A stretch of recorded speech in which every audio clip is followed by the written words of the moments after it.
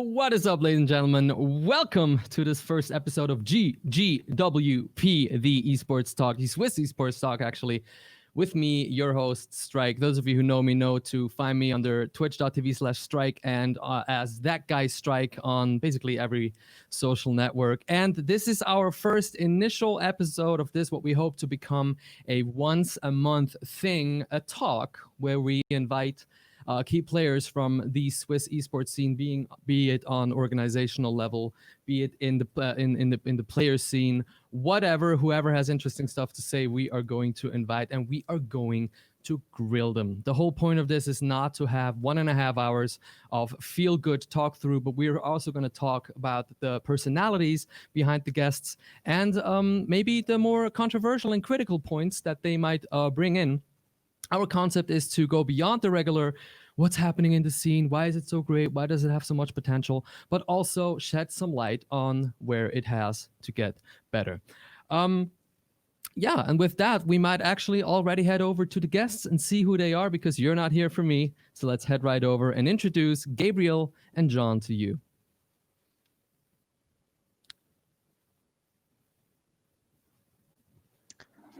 Hello, everyone. And there we have him. Gabriel, Jon, thank you so much for joining me on this. How are you guys doing tonight? I guess we're going to start with Gabriel.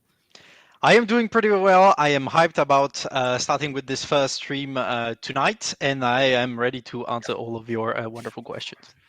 Oh, just you wait. How are you, Jon? How are you doing?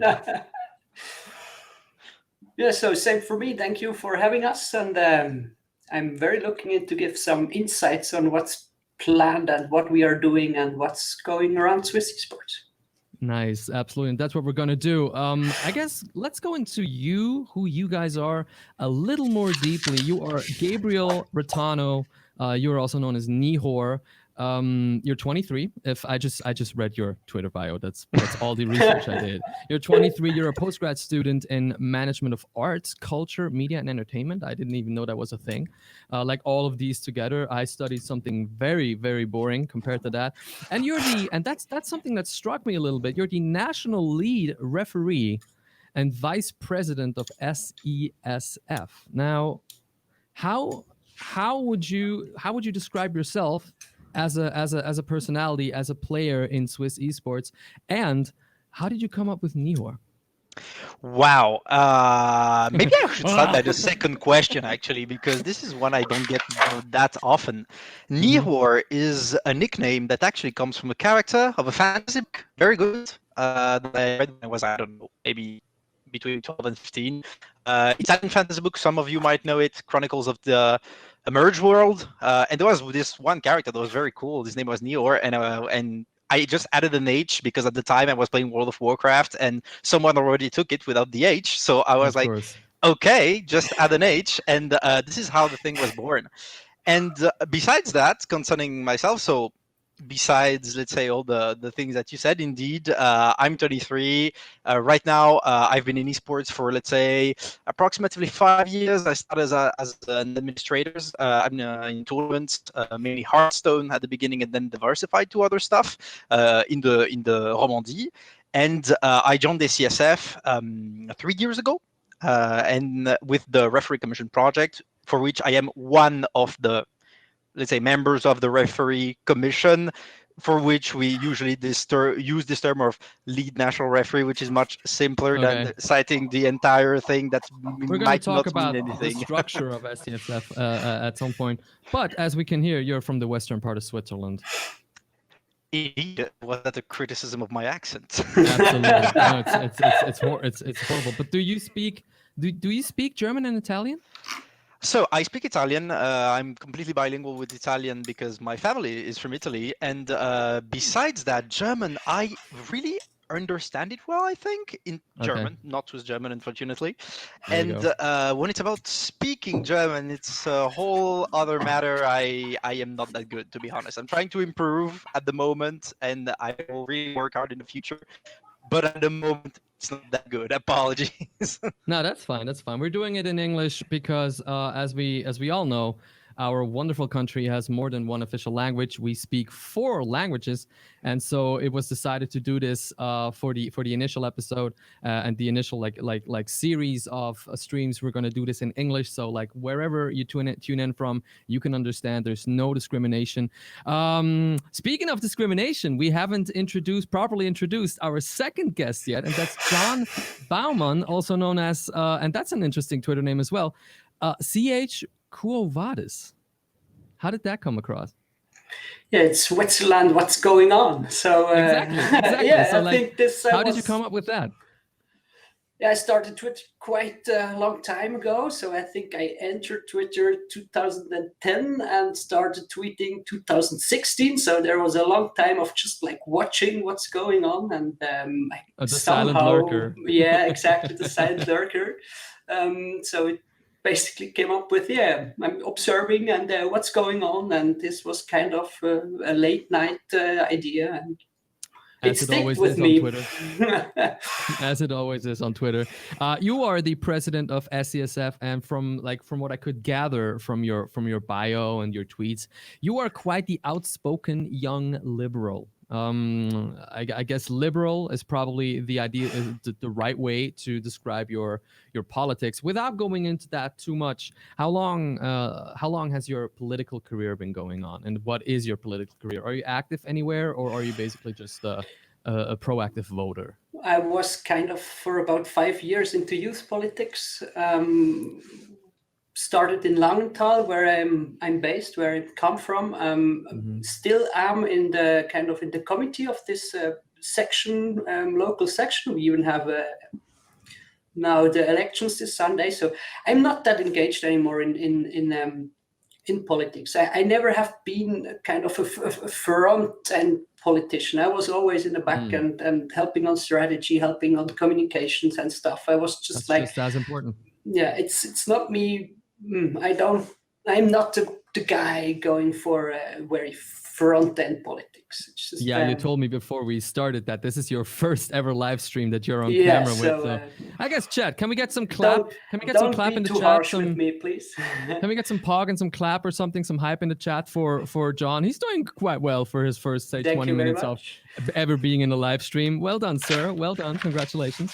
But before we delve too much into the pleasantries and the Huldigungen, I guess the German term would be, let us dive into the main part, the first part of our main part. Here's how tonight is going to happen. We're going to have a Q&A where we talk about what I introduced in the beginning of the stream, the topics that we want to shed some light on. Then we're going to loosen it up a little with a segment called What's This Tweet, where our candidates are going to have to explain some of their past tweets. And this is not... this does not mean that you're going to have a time now to go delete your old tweets, gentlemen. They will stay up. We made screenshots. There's no way out of that.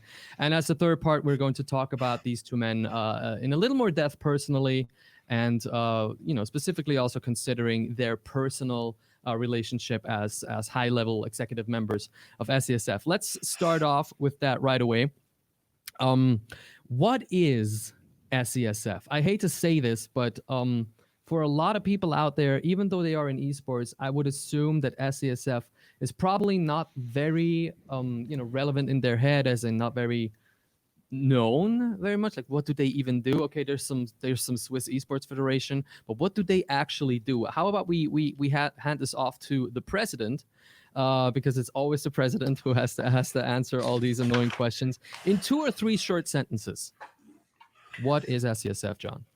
SESF should or is a unifying body of Swiss esports or Swiss esports community. We want to give to gather voices and give those voices like an impact and power out there in the harsh world of politics and economics interests. So what we are here to represent our members, and those members are all of the community, the esports community.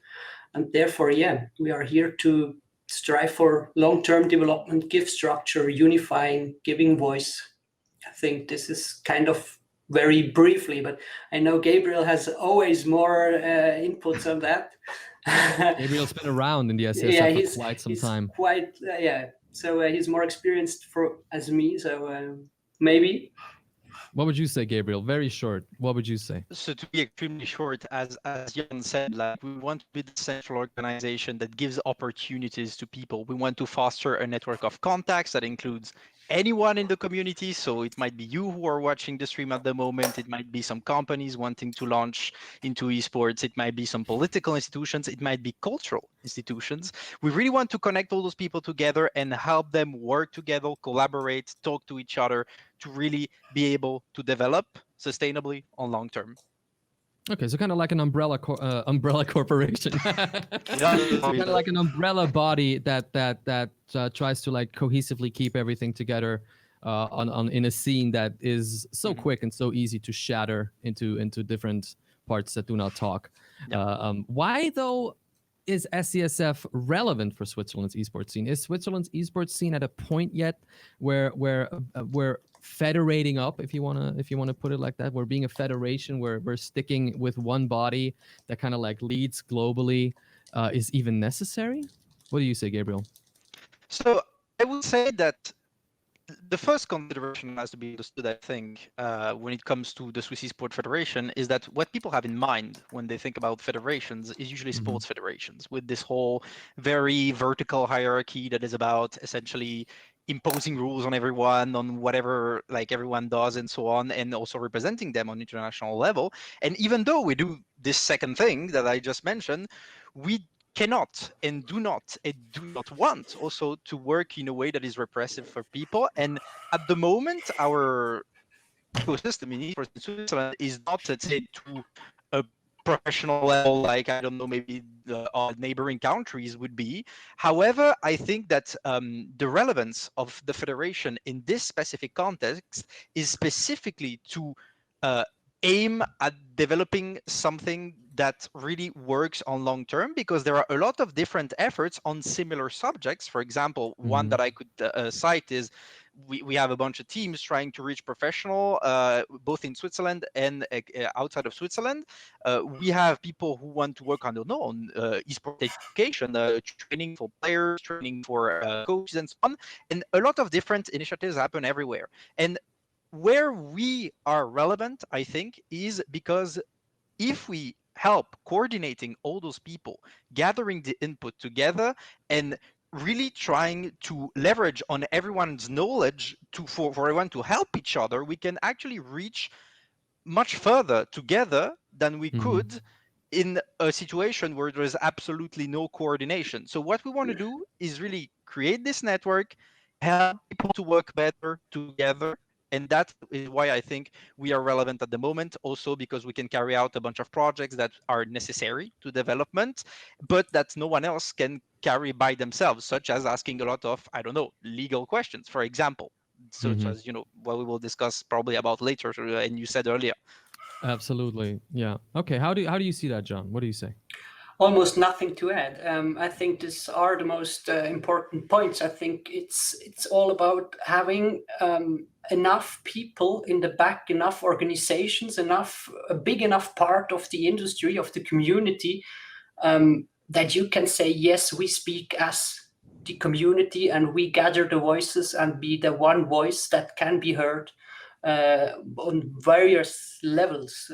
Tends to be to go towards other industry, towards politics, towards the community itself. I think this is the relevance of the SESF. So to the outside representation, to the inside cohesion. Is that a good way to keep it together? Yes. Yeah. Okay. I should be in your marketing then. If I grab all this stuff and make it cohesive, that's pretty good. But like, how are you guys organized? Do you have a specific example of something that you've done, say, in the last 6 months, 12 months, that you say is an active example of you being present in and for esports?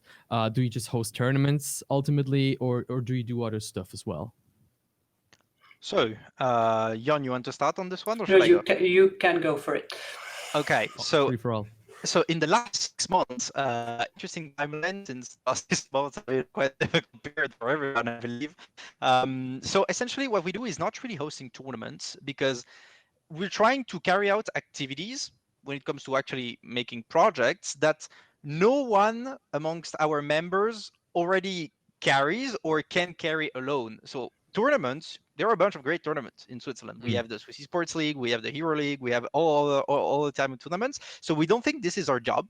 However, what we do, for example, is one thing that with the latest projects that we did last semester was organizing charity stream, which is something where we brought 18 different esports organizations together that would have never worked together otherwise to gather money for a good cause, which was helping Doctors Without Borders with COVID. So I mean, you had the occasion indeed to moderate this amazing event, and this is a thing that worked quite well. But to talk maybe about something even more recent that is about to be released, two things actually that we do. One is we're about to release a website that is meant to present the members of the Swiss Esports federations, potential partners, and kind of have this function of being a repertoire, but that is also personalized, that really tells you what the organizations are about in terms of values, in terms of activities, and so on. That can be used as a reference for anyone who wishes to know about esports in Switzerland. And another thing that we're working on that is more internal this time is that we know that a lot of teams are struggling with players and contracts for the players, because at the moment the scene is not professional enough. We don't have, legal experts working on that kind of stuff. So we thought, well, we have legal experts, so let's work on that and provide it to all of our members for free, because this is a thing that is really needed to go forward and no one else can do it. Okay. Speaking of members, how do I become a member? Can I, Strike, can I just become a member of SESF, and do I have to pay something? Or how are you guys financed? How do you guys operate in terms of I was going to say relationship, in terms of memberships? Okay. At the moment, we have this kind of model that we have community members, so you can join the federation as an individual. Yay! You don't have to pay anything. This is free. For now, I'm not saying that you have to pay in future, but we are looking into it when it comes to how we are going to get us funded in future. This might change, but for now it's free. Then you can become an ordinary member when you enter as an organization, as a team, as a company. For example, MYI Entertainment, which is represented by the company and Mind Sanity. So you can have a team and the company inside of the federation. And now we are getting kind of corporates in as well. For example, the Red Bull joined us for now as a temporary ordinary member. So they have to be approved at the next GA, but they are kind of a player in Swiss esports. So yeah, okay, showcasing, sure. So we dropped this. So we are, we are we are not sponsored, but so just gathering relevant players that can push Swiss esports together. So this is our target group. And we are financed at the moment mostly by Swisscom, which is sponsoring us. Okay. Which is the biggest part of biggest chunk of income.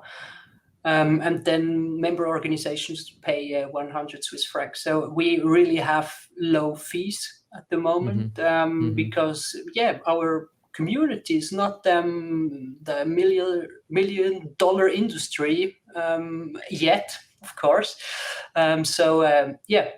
Those funds are so regulated towards what's the reality out there at the moment. Okay. Have you ever faced a criticism that because you have a pretty large corporation, a partially state-owned corporation being your biggest funder, that you're basically in their pocket, and they're gonna ultimately gonna try to make you a marketing tool as soon as they realize, we want to get into esports and there's a lot of money in esports and we want to push that? Maybe Gabriel can give insight on that before, but me personally have never been tackled yet with this kind of criticism. But for me personally, it's for sure, I would like to set the federation on a more broad financial base, because only having one big sponsor is kind of very risky, since when they change strategy, we just lose most of our funding if they're deciding, okay, we are not sponsoring you anymore. So that's something we are currently looking into it and see how we could set up several pillars on financing us. Okay.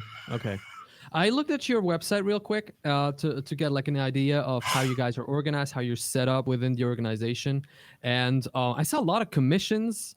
And then when I thought I had figured it out, I was told they have a board and they also have an executive team. So if you're new and if you're not, maybe, I mean, I'm somewhat used to these kind of structures because I started one and have been in one for 11 years myself. But if you don't know these structures, it might look to you like, oh crap, it's one of these bureaucratic organizations where, there's a commission for this and there's a commission for that and there's a commission who is gonna get drinks for the next meeting and do you think you're a well-oiled machine? And for the second thing, a board and an executive group, how do they work together? Who does what? So essentially, I think I can lead on that one. So in the past at the SESF, there used to be only the board, and the board is right now is let's say a bunch of representatives that are elected by our members, who are supposed to take the strategic decisions for the SESF. So basically, where are we going? What are our goals? What are we going to do this year?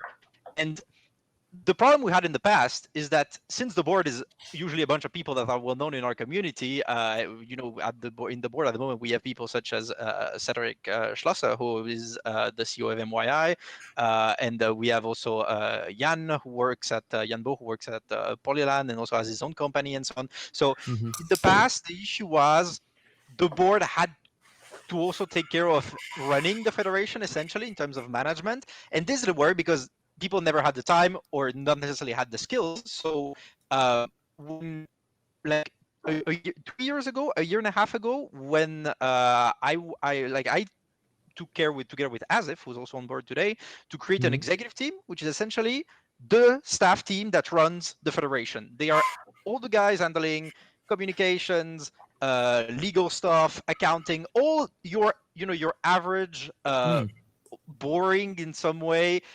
compulsory things Daily that you business. have to do to run an organization. Operations.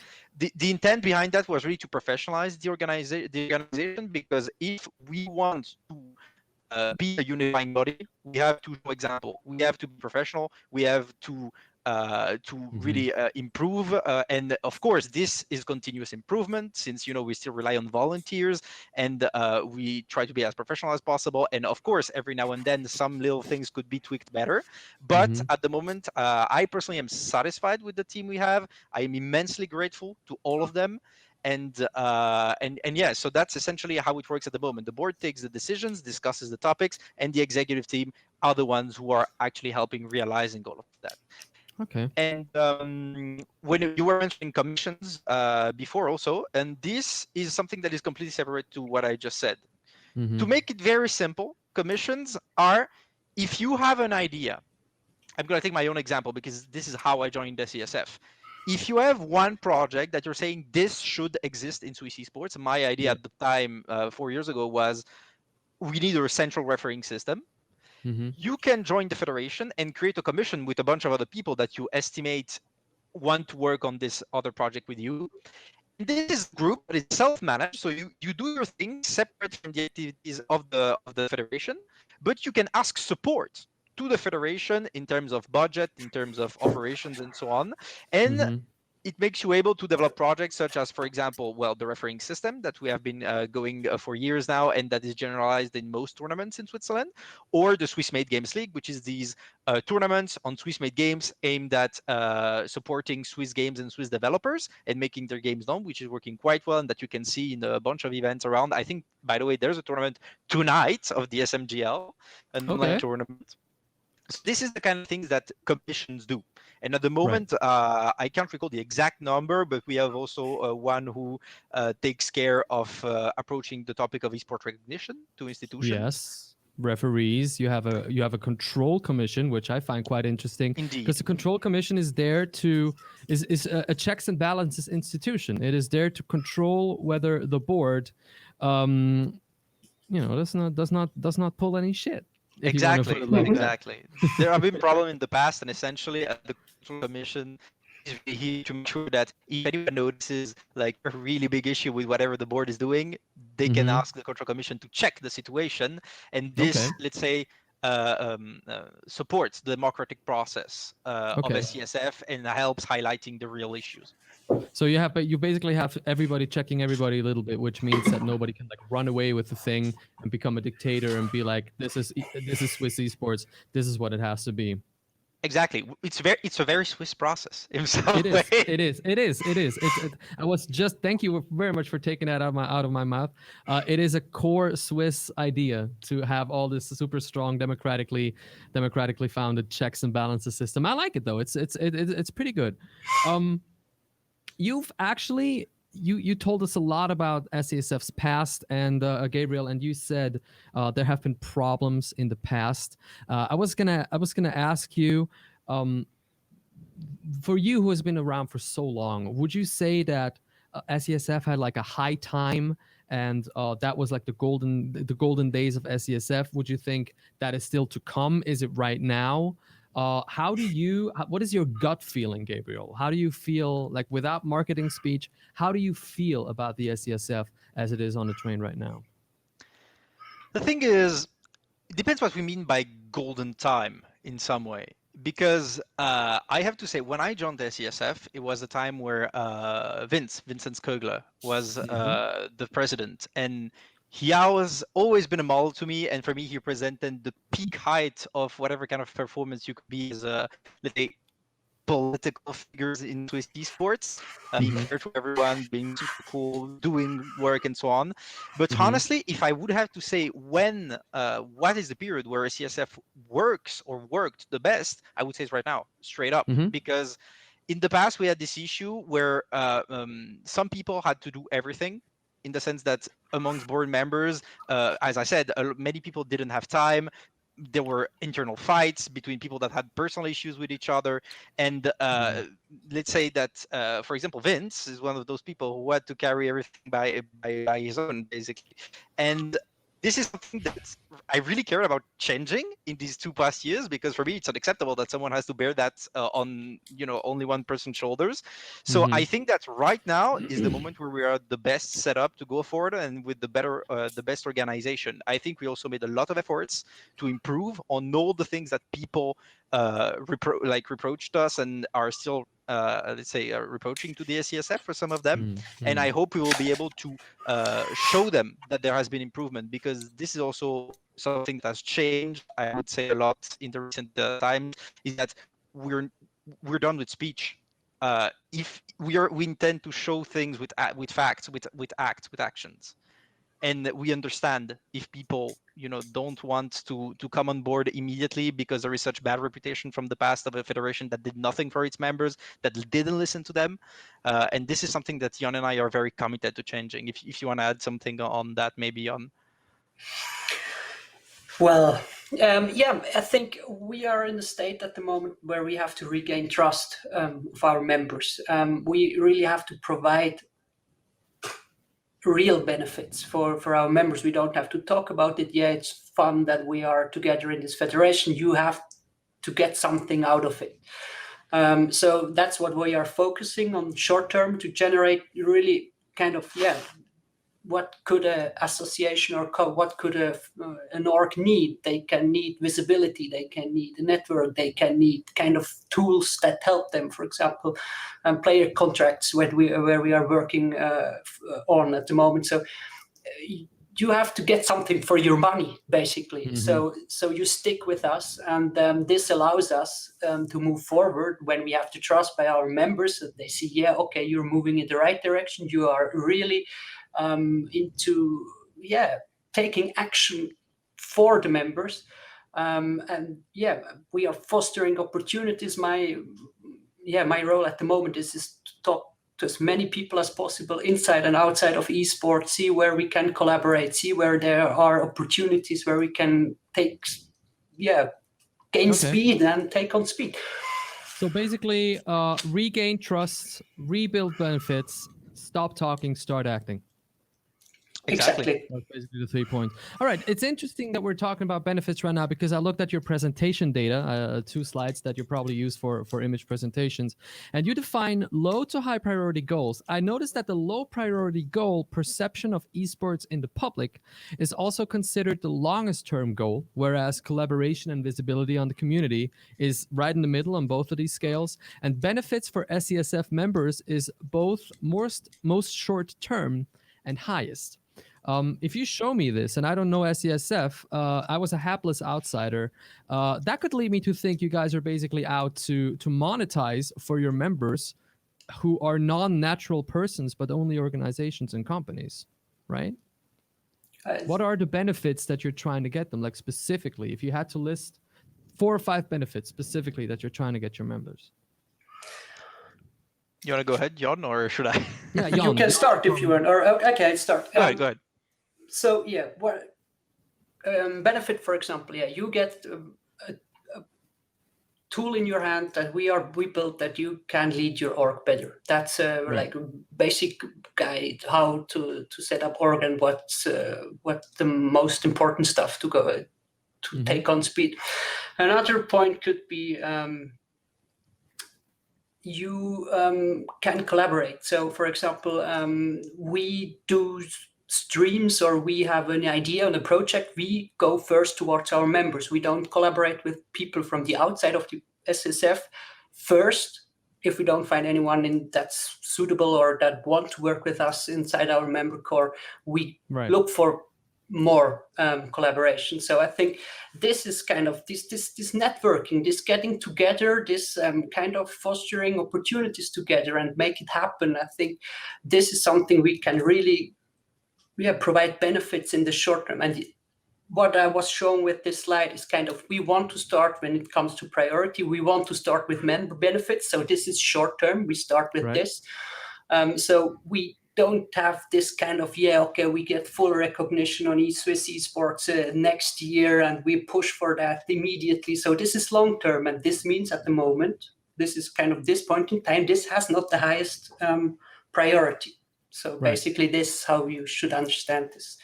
Okay. Speaking of recognition in public and perception and collaboration within the group, here's a slightly more, I would say, distasteful topic. I've been around for a while. I've seen Swiss esports grow from the outside because I've never really been inside Swiss esports. In the center of it, I've mostly been on the political side of gaming and youth protection. But I've seen it grow at the same time as scenes in other countries. And it seems like the Swiss scene over these last, say, 10 years never picked up as much as did scenes, say, in Germany or France. Would you say that's true? And if yes, why is that? So I personally say that to all evidence, yes. But the thing is, there are many reasons to that, I would say. Obviously, the easy ones that people very often I also use as a justification, unfortunately, is the language difference, which doesn't help to coordinate esport projects when you have an entire country speaking the same language. It helps building bigger things. But besides that, we have to remind ourselves that we are a small country and that we have a lot of volunteers, of people who are putting all of their efforts in esports, also some, a few professionals too.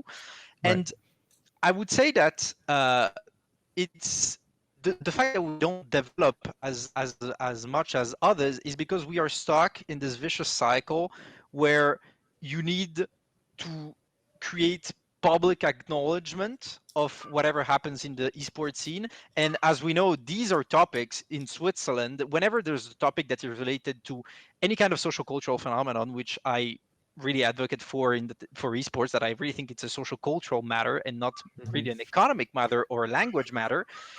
These are things that take more time in Switzerland often because I don't know. There is this, I think, a logic, an underlying logic in everything we do in Switzerland that you can find in all fields, where people are very hesitant to take risks before calculating them a million times. And I don't say that people should jump into risks, but there's this good balance between the two aspects that is hard to find in Switzerland because it's not in our mentality, basically. And of course, that changes with the language zone. Like we know that maybe the Swiss German part might be even more resistant to change for these things, but somehow it counterbalances with other features of, I don't know, the French speaking community, and so on. And therefore, I think that at the moment, what we need is uniting. Because if you look at the French and German esports scenes, the reason why they develop so quickly, besides having a lot of very strong industrial stakeholders that put an enormous amount of money inside it, which we don't have in Yes. Switzerland at the moment. We have a bunch of people like Swisscom and Red Bull really pushing, but it's not comparable, let's say, to organizations such as, I don't know, Mercedes, just to give one example of organization of who drops a lot of money into esports at the moment. And also because we are not united under the same banner to push for the same things. There is no coherence in those things.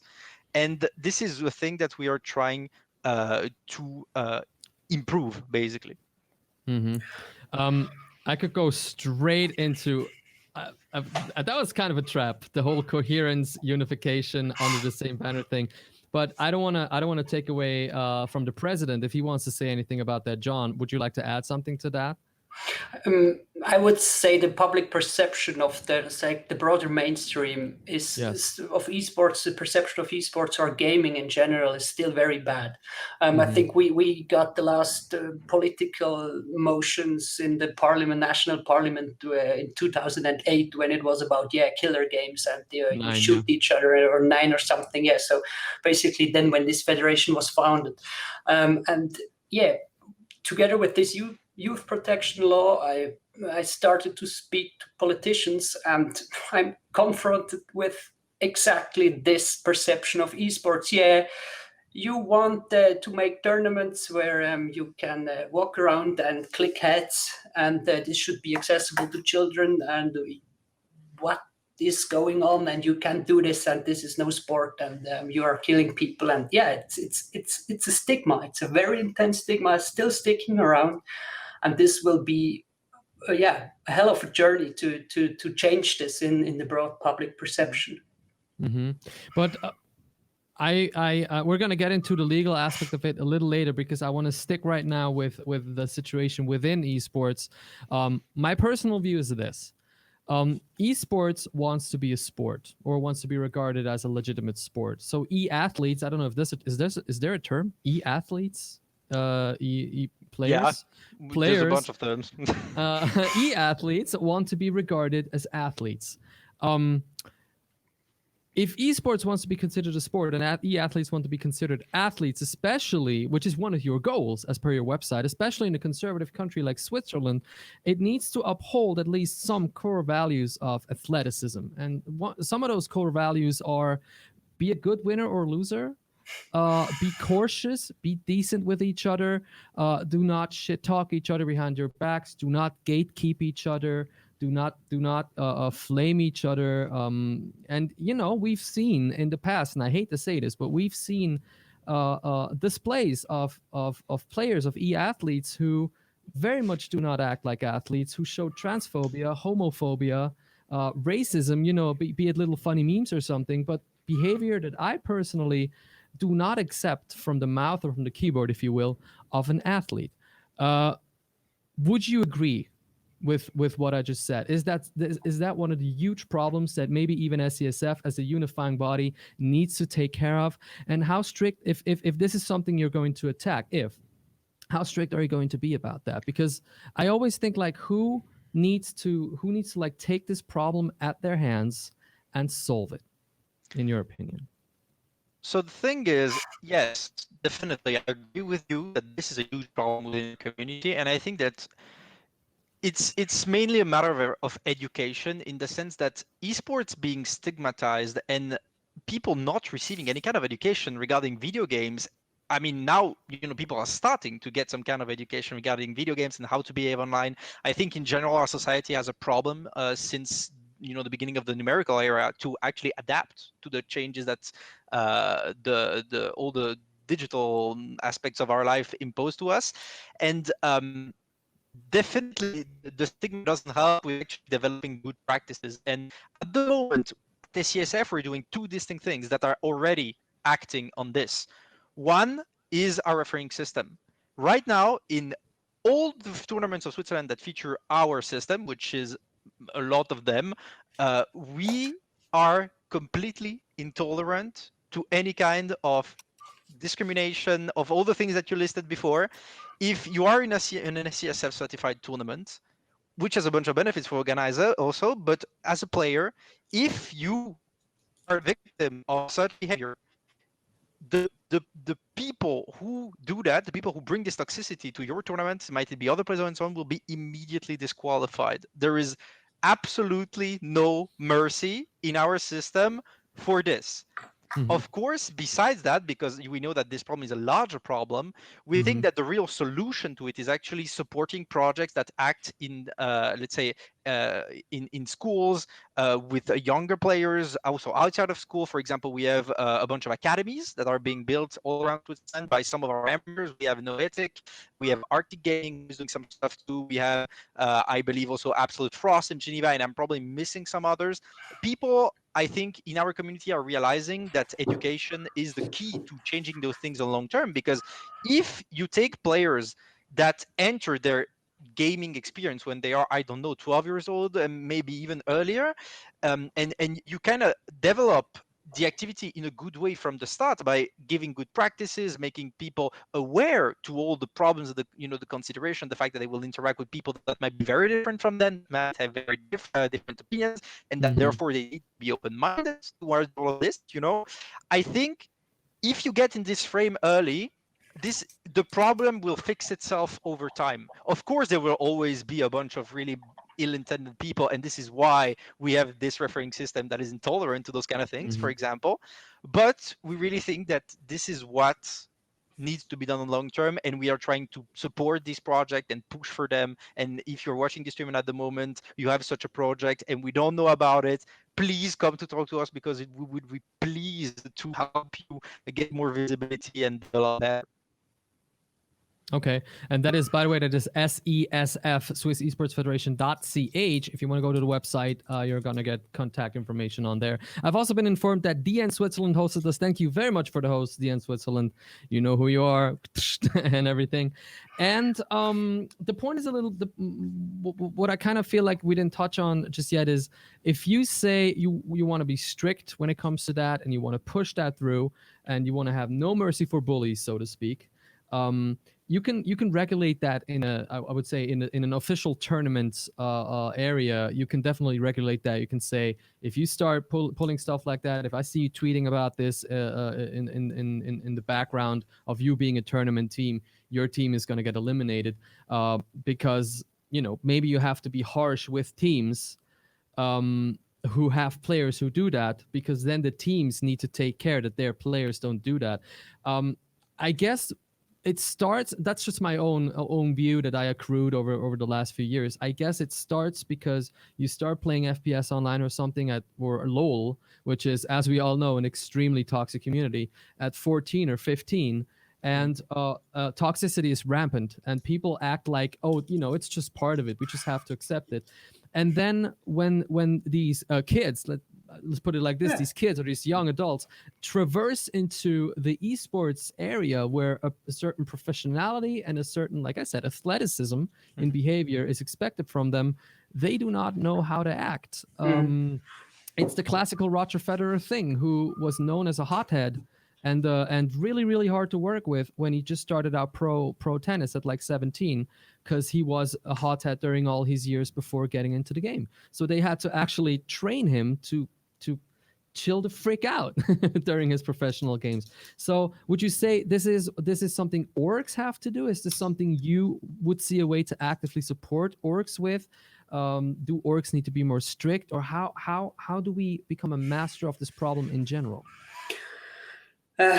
It's a very difficult question. I think we can start with aiming for structures that help or that empower orgs, so that orgs gain kind of, the orcs are the sports clubs, and today when you compare it to traditional sports, you have to be member of a sports club to compete within a league, for example. This could be approach that we empower orcs to be, that they have to look after their players, or that the player need the orcs. So this balance is shifted, and players just can't behave how they want, since they rely on orcs which want to work with them, and no orc want to work with you if you're a toxic player all the time on Twitter or wherever you're expressing yourself. So I think this could be the first step towards this direction, with professionalize and help orcs to be the core part within this system. Okay. I think we really what we want to do for orgs, because as we described earlier, there is this really bottom-up development logic for us, in the sense that we, like players, usually get to know us through the org that they are part in. So if we help those org, let's say, provide general information, maybe provide frameworks, maybe push the project of other orgs that have better frameworks that we think should be a standard, it is, if everyone knows about this stuff amongst our members, amongst the Swiss Esport orgs, then when players get into orgs, they get to know about it too, So this is basically the process for us, because usually players do not, sometimes they do, but usually they do not. We are not the first organization that they encounter in the process, because Esport is kind of developed in local communities, and we are this central body. Obviously, it works this way around, but we think it's actually a strength. Difference is a strength within our community, and we should really try to foster it with an open mind logic. Well, gaming is for everyone, as they say, and there should be no place for people who begrudge others for their achievements, who gatekeep people out of trying to become who they dream to become, because they don't fit some arbitrary worldview of who they should be at this point. You're not a real X if you don't Y. I personally think if you as a federation want to be relevant, if you as a federation want to be respected in this area, and you obviously recognize that from judging from your comments, you have a stake in that, in fostering a scene and an atmosphere inside the scene that is, you can be safe here, you can be you can be yourself here. You don't have to be scared of anyone attacking you for who you are out of the blue with unfounded reasons. Would you agree with that, Jon? Yes, basically yes. We have yeah. Sure, you can't say more. Yeah, we have to strive for something that gives us structure. That gives us. We can't do it immediately. We have to go step by step. We have to tackle those issues. But yes, I think this has to be, since this is kind of the core of sportsmanship, that we work together, that we are free to express ourselves in a way that's not hurting others. So it's just like there is a conversation, and there is it's a place to be, and it's a place to be yourself. Yeah. Cool. So orcs out there, if you're watching, if you're hearing this, contact us, SESF. Fix this stuff together. Build a system that does not have room for discrimination, for hate, for gatekeeping, for shit talking, homophobia, transphobia, what have you. Because in my personal opinion, again, I'm adding a lot of personal opinions. I'm sorry, but hey, I'm the host. I can do it. I think one of the biggest stepping stones in the way of esports being regarded as a real sport, other than it's not a real sport because there's no like physical movement. Was anything else, honestly? Is the fact that if you're an outsider and you look at esports and you see some of how people talk to each other, it's at times it's repulsive. And I think if we as a scene can get rid of that, we'd be in a much better point. At this point, I would have thought, according to my script that I've written for myself, I would go towards the youth protection law by the government. But we've been talking a lot of serious stuff just now. I would like to traverse into our segment called "What's That Tweet?" We're already way above time. For What's That Tweet, I went through both of your Twitters, and I spared no expense and I spared no effort to find your first tweet ever.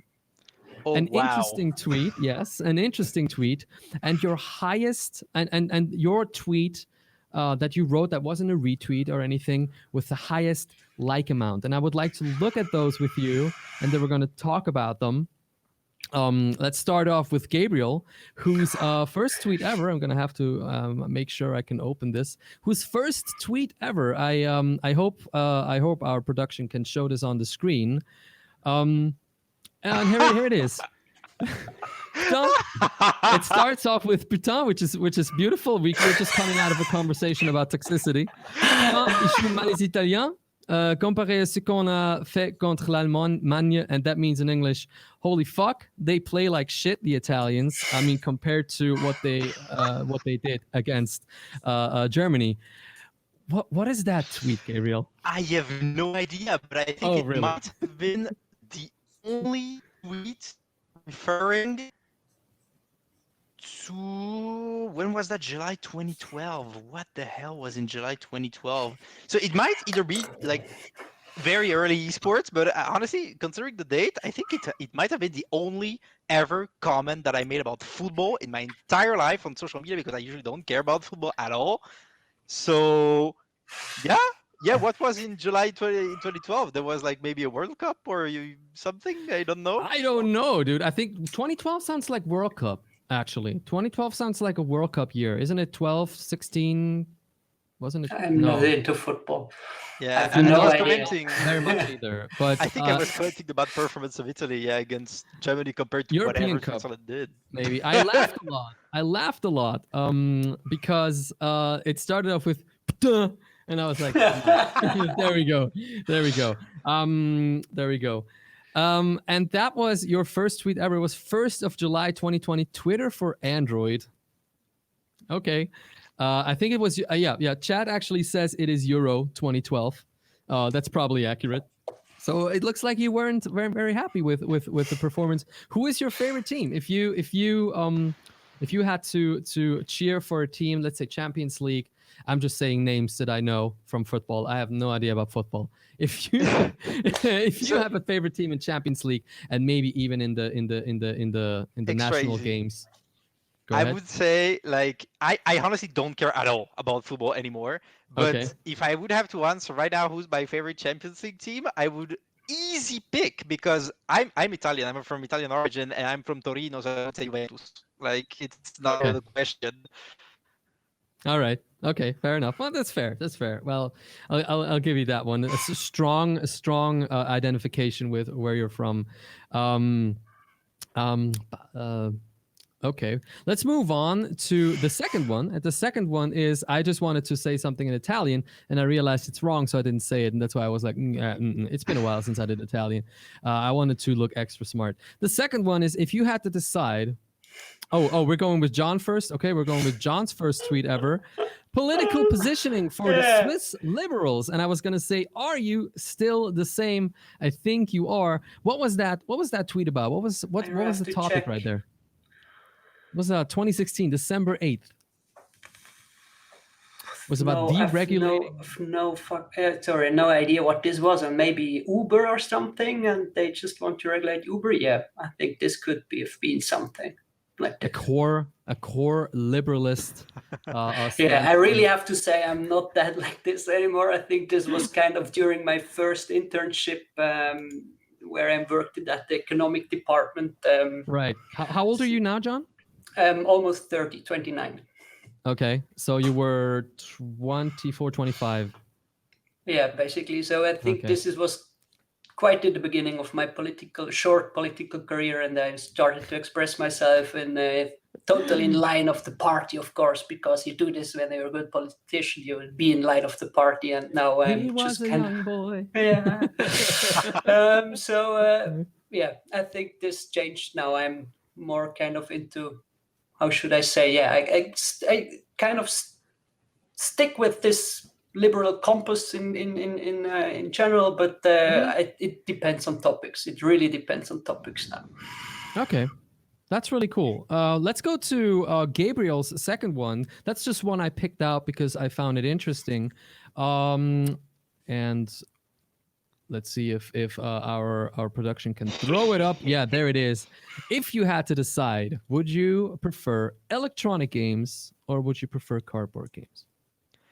Wow. Both are great. I don't know, like it's very different categories, but when it comes to this specific tweet, which I made because I'm a Magic the Gathering player, 100% playing it offline, like with the actual card, because one, they look great. Two, I like to play with my friends, and it's possible now, but not everything, since Magic is such an old game with old cards that are not necessarily available online.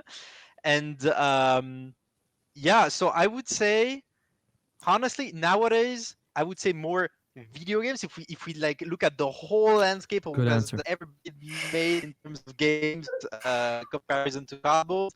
But even though I might spend, I don't know, 400 hours on Cyberpunk 2077 in 1 month, You mean in 1 decade? yes. No, please no. Get out of the crunch, please. So yeah, besides that, I think I still enjoy a good, like, actual tabletop game. Are a huge Dungeons and Dragons players too. Books are right there for maybe some people who recognize them. So yeah. Okay. Not bad. So let's go to John's second tweet, and again, it's a political tweet. Yeah, sure, of course. But we're already a little more in gaming.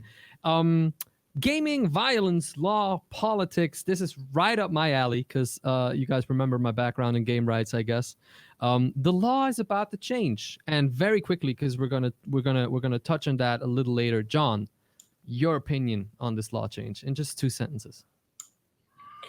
I think it's needed, basically, that we have standards, that we talk about the same, but there are issues with like the balancing it. For example, when it comes to gaming, to esports, we need exceptions for tournaments that people, as a kids or young people, can participate, since they bought the game, they play it at home, so they should be able to participate with like signature by their parents or stuff. And this could be cut from the law. So this kind of exception, and we are lobbying here that we will still be able to have this kind of easy way to get people in tournaments if their parents are in line with what they are doing. So basically. Okay. Quick information to the viewers, maybe. There's currently a law going through the very long, arduous process in Switzerland that is going to revolutionize youth protection in video games and movies. It's going to unify for the first time in Switzerland what kind of sticker with age restrictions is going to be on the games, because so far it was PEGI. It's probably going to remain PEGI, but something that a lot of people don't know, it hasn't been regulated in Switzerland so far. This law is about to do that. It contains an exception that was basically negotiated out with with the consumers organization for gamers in Switzerland and esports organizations, that if you're like 16 and you play, you are in esports for a game from 18, you're going to be allowed to play it in the tournament if somebody of age, if your parent is there as well, or gives you like a signed letter. Apparently, this might be cut because it's now going through Vernehmlassung. I don't even know the English term for that. It's even through. It's already in the commissions. They started discussing it in the National Council, like in the commission before the plenum of the National Council. I had talks with politicians. Just because films or movies are regulated stricter, they think, why should games have a looser restriction on that, on access? And they made, so we have to lobby for a that. whole stream on that topic, because I was at that table in Bern every time it was talked about, and I have so many stories about it. But we have to move on. Let's go to Gabriel. This is the highest liked tweet he ever posted. That wasn't just a retweet or anything. We're gonna have it on the screen in a second. I am stoked of the trust the Swiss Esports Assembly decided to put in me today by electing me on the board as their vice president. Thanks a lot to the whole Swiss Esports family. We'll do everything in my power to honor your choice. We have great things to build together. May 26, 2019, 40 likes. In Switzerland, that's not a small number for likes. What happened on that day? I mean, other than what we obviously see, and how did that day work out for you, Gabriel? So that day, as you can identify by the content of this tweet, was the day of my election, and I think that, generally speaking, I was in the SESF. I had been in the SESF for quite some time on that day already, and many people. I discussed with a lot of people. Initially, I wasn't necessarily convinced that I needed to go on the board as VP and so on, and let's say step up to actually really represent all the people that I had, good contact with, the people that trusted me in esports, that liked what I did. And I think that this first election as vice president for me was huge, not really because I was like, oh, I'm the vice president. No, because really for me it was heartwarming to see the immense support that a lot of people that I have met just in recent years, even people that I've just encountered just a few times in events and so on, who supported me, who advocated for my candidacy, who actually pushed me to candidate in the first place. And I am really thankful to all of these people, because before being an SESF vice president, I am a member of the esports community. I have been a player, even though not a player in teams, but a player for myself. I have been working tournaments. I have been talking to all of you, and this is a thing that I'm still pleased to do at the moment, since I'm studying in Milan. I cannot be where I would like to be, and of course, because of COVID, we are all not where we would like to be. But so I miss this. I actually miss this. And this, I think, that is very representative of the immense love that I have for this community, even though sometimes it's difficult. Sometimes you get trash talk. Sometimes you really want to, you're really angry about some people who you think are really doing counterproductive things. But at the end of the day, if I may just say something that's in a funny way, even if some people might be idiots, sometimes they're my idiots, So But then they're also, if you claim them to be your idiots, it is your responsibility to keep them from being exactly. idiots. No, that's not true. They are my idiots. I will make everything for them to stop being so. Very good. Very good. Well, that's a word. That's one man, one word. We heard that. Chat heard that. Thank you very much for that statement. Let's move over to Jon's last tweet, and this is your highest liked tweet ever. I gave the producers two possibilities, and this is okay. They actually went for the top one. A very political tweet. Yeah. Your second highest was some snark about the Swiss Influencer Awards. Yeah. Your highest is this. You took the Swiss liberals took a statement from like a tongue-in-cheek statement from the Swiss Social Democratic Party, and said 7 things you should tell children. I love you. I'm proud of you. I forgive you. Number 6 is the SVP, like the People's Party, Liberals Party majority in parliament, is only interested in the super rich and in the companies, and you are good enough. And then like the liberals went and said, you shall not lie, as an answer to that. This is from 2019, so it's quite recent. So you cannot put this on. I was young and I was of course not. No. I was fighting. I basically liked the approach, how they turned the table. So I think it's similar to how the memes are used in our current community. So if you are doing something, you adapt, you try to giving a spin. So I really say and I basically did not agree with the origin message. So yes, it's it is still kind of a political thing. I am still a political person for sure, but as I said, it's not the focus anymore. Cool. But you will always have political comments from my side, so this won't be stopping. But it won't never be kind of damaging Swiss esports or whatever. So of I course, will be always advocate of the SSF.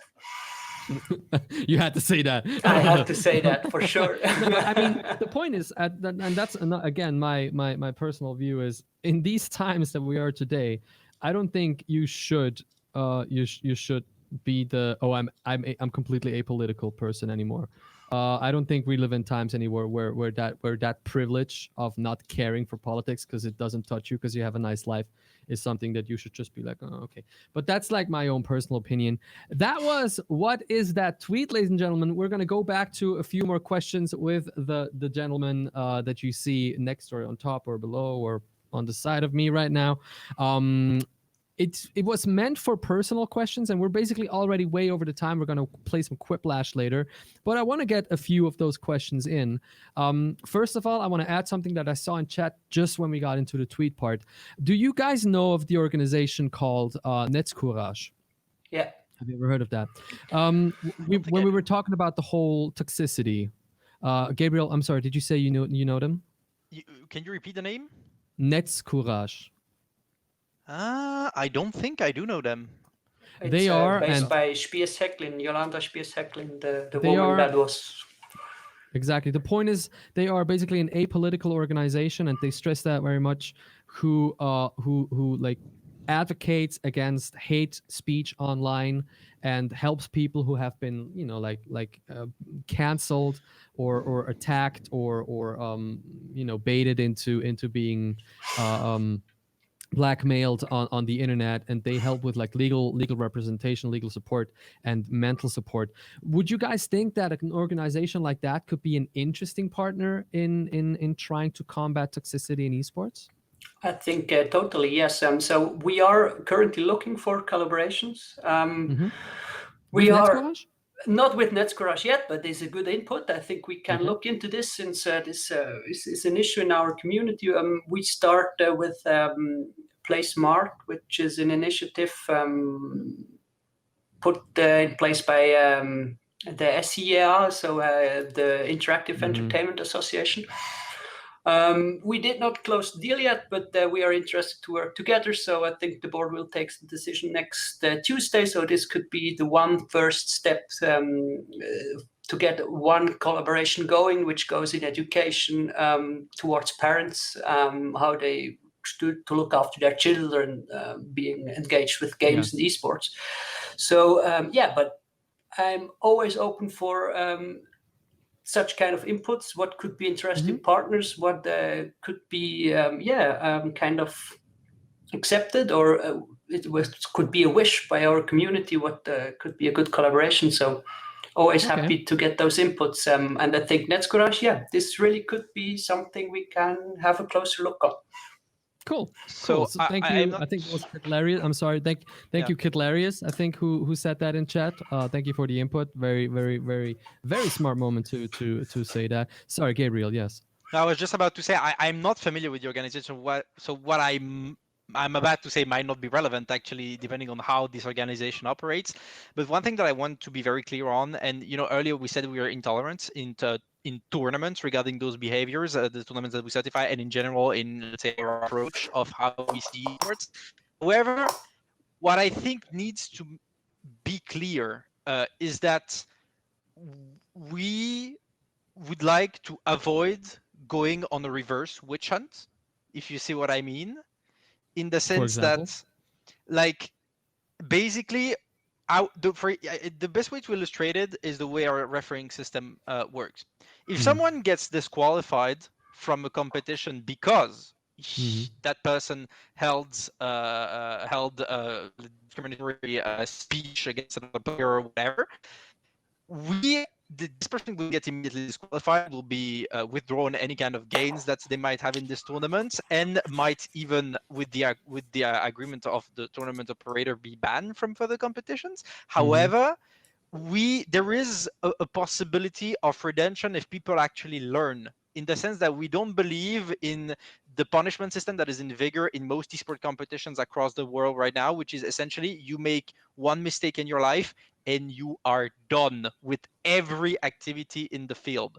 Sometimes, yes, people never change, and in this case, they perpetually get disqualified and it made basically irrelevant in some way in the context. But we do believe in the fact that we don't only punish, we try to educate to make people understand why this is not appropriate. Because if people don't understand, they do it again.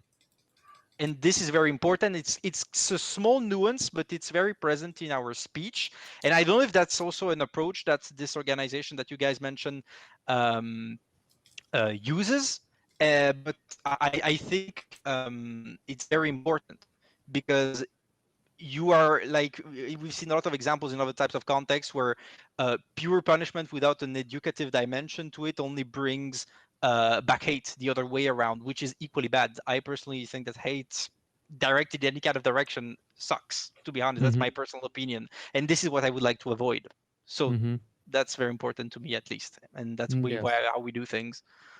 The danger is, I guess, that you have to hit a way that is neither like super extreme, neither toothless, because a lot of these systems are either so extreme that you say one thing and you're out forever. I mean, to be honest, if it were up to me, there would be a few things, a few behaviors that would be, in my opinion, insta-punishable. Like if you're just straight up racist, you use the N-word or something, that for me is something like no-go, absolute no-go. You should know better. Everything else is probably something that the referee commission, if it becomes like a point of discourse, needs to decide how do we punish this behavior. But that only works if you find a way to actually unify the whole scene and like set up, I don't know, like a comprehensive basic rule set for every tournament that's run under this umbrella. On the other hand, if you do it toothless, if you're like, oh, we're going to give everybody a second and a third chance, nobody's going to respect the rules anymore, because they're like, what are they going to do? That's exactly what we did. Yeah, we have this general rule set at the moment, and it's really built together with the organizers. We're not like imposing rules on organizers, but doing this together with them, so they also understand why it's important and also why it benefits them as an organizer, because you don't want this kind of behavior in your event. So yeah, we are not, let's say, a central tribunal like you could imagine in sports yet. But we developed this in collaboration with people. That's also part of the education I was mentioning. I mean, ultimately, if Swiss esports wants to really grow, it needs the support of, and frankly, money of companies that maybe are not yet interested in esports and have not yet seen the chance of investing in esports. But as we know in Switzerland, if they enter, if they're like, hey, look, this is esports, and they're like, oh, okay, let me take a look at esports, and then they come in, and within the first 1 or 2 weeks, they see they see an avalanche of shit on Twitter because somebody said something that transphobic or something, they're going to be like, all right,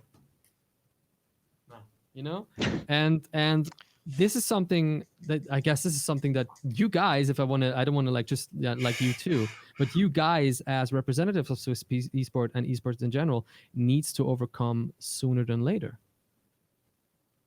Yeah. And in general, it's a society problem. And it's society, of course, ultimately. Let's go into the more personal topics. Remember, chat, if you are interested in these topics, you're very welcome to hold a conversation on Twitter. Let's come up with a hashtag for this, so we have an organized conversation. Should we come up with a hashtag for a Twitter or a conversation if people want to? GGWPCA, perfect. Hashtag GGWPCH. By the way, the GGWP obviously stands for good God, who is this person? My name is Strike. I'm trying to host here. I'm trying to do my best. We're actually so above time already. We were supposed to play Quiplash ever since 9, and we're still in the grit of the conversation. There's just 1 or 2 quick questions about your personal relationship that I wanna throw in. Has there ever been one of those magical moments between? No. As president and vice president, a team, it can sometimes be like a professional marriage, especially if you've worked with each other for a while, you know each other quite well. I know that personally from my time at Game Rights. What do you guys, and like very honestly, what do you guys like and dislike about each other? Let's start with Jon. What do you from your gut, what do you like about Gabriel? And thank you, Roka, for the host, by the way. That he thinks always in different aspects. Like kind of, we discuss something and he brings up a lot of different topics that are linked with him. It's just like, he's just like screening for everything that could be connected, that could be an aspect influencing this. And Right. this is at the same time very annoying when you want to push to go forward, and he's just like, yeah, but we have to think about this. I mean, not just like, no, Gabriel, let's stop, and we have to do it now. We don't have to think it. We don't have to write the thesis about this. We have to start doing this now. So it's kind of it's two-sided metal, which I very appreciate. Or sometimes it's annoying, but I start handling it. So for me personally, that's not it's not would you say that's the like? Is that the like or the dislike part? I'm not entirely sure right now. It is the same side of a medal, of the same it's medal. both. I don't know, it's two sides of the same medal, so it's Elegant. both basically. Elegant, quite elegant. Quite elegant. Okay, so there's no strong. Is there anything you would add as a oh my god, if he does that, is there anything like that? It's kind of this when it comes this. right. But it's just like, okay, we are talking again for 15 minutes about another aspect, and I always thought we are done now, but I think this could be okay. But as I said, it's an aspect that helps me think further on topics, since I'm sometimes okay, let's do this, and I forget aspects. So it helps. It really helps, but it's sometimes annoying. Okay, how about you, Gabriel? I don't know if you want to do the same thing, the same metal thing, or you just want to say one good thing and one bad thing. You can be honest. So I would say Nobody's listening.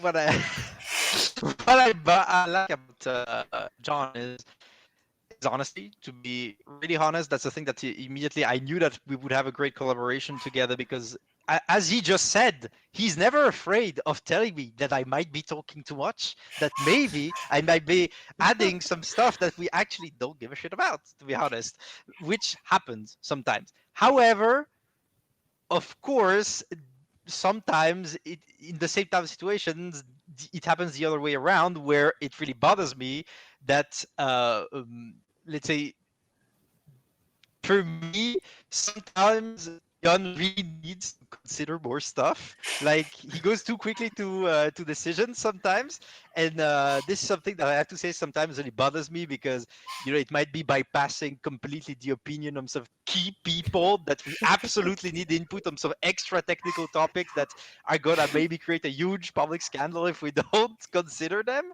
And it's always about balancing these things, basically. But yeah, I appreciate Jon's brutal honesty as much as sometimes it's bothers me to the core. I don't know if this was an accident, but I love the fact, though, that basically what you just said as a dislike is exactly what Jon put on. Like this one of you is the more direct boom boom boom person, and the other one is like, nah, let's talk this out, let's speak to key players. And honestly, this for me is kind of a good sign, because apparently you guys complete each other in that respect quite well. Oh, it's so cute. Isn't it beautiful, chat? Chat, isn't it beautiful? You complete each other.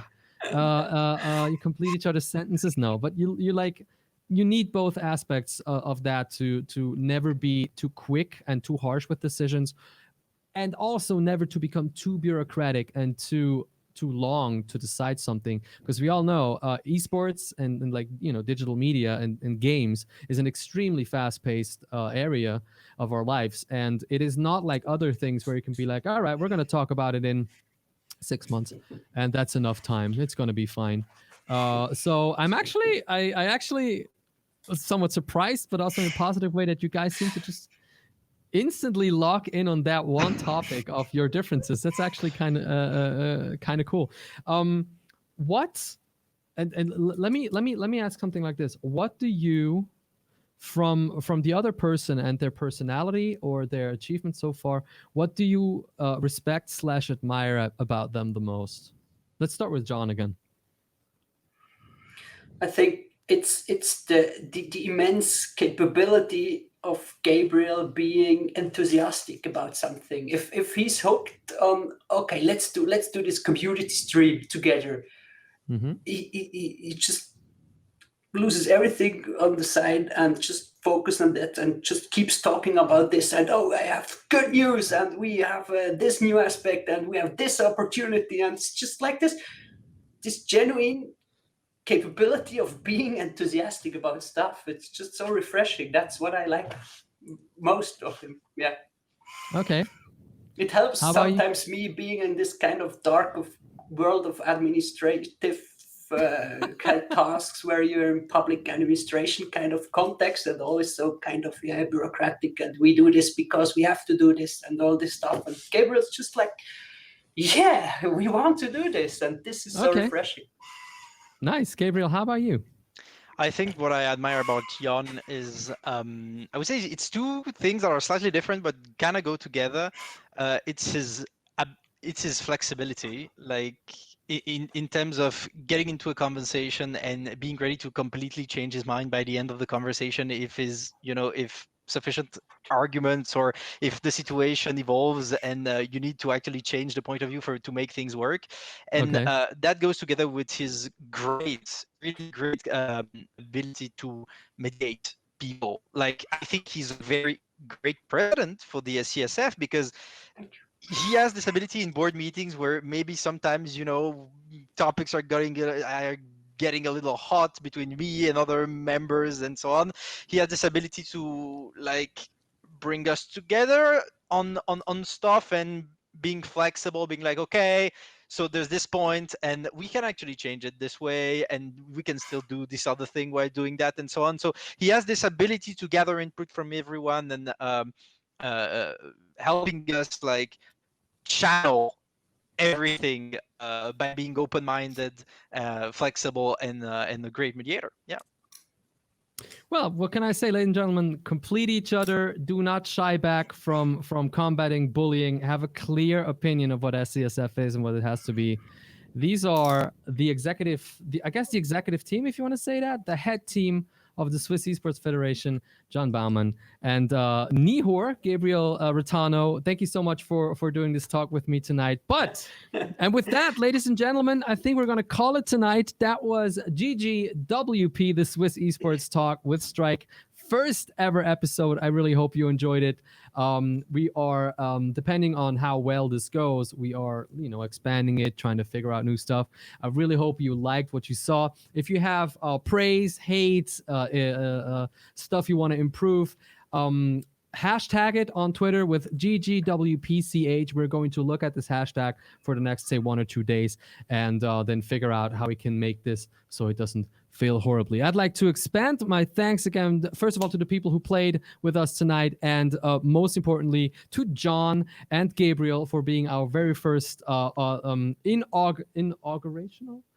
inaugurational, I think is the right word, guests for tonight. Thank you so much, gentlemen, for taking the time and for withstanding the sometimes a little less comfortable questions. And we all hope, Chad and me, we all hope that you had big words, you had strong plans. We hope you execute them, and we hope you address these things that we talked about. Is there anything that you would like to say as a final comment, Jon? Reach out to us, give us feedback, join the federation. We are on track. We're on track. And what does Gabriel say? The first thing that I have to say is immense thanks to you, Strike, because you have made the brave act of being our first host on this show. And I will say this show will happen every single month. And stay tuned, because next week on the 3rd of December, we have a German-speaking stream with some guests that are going to be announced very soon. And on the 10th of December, so the week after, we'll have a French-speaking stream. And we intend to have English, French, and a German-speaking stream every month with different topics, different guests. So stay tuned for that. If you have topic ideas, if you have hard-hitting questions also regarding what we discussed tonight, don't hesitate to send them our way with the hashtag. And yeah, thank you for watching. All right, Gabe, Jon, thank you so much. And you guys have a beautiful evening. You too. Thank you very much. Thank you.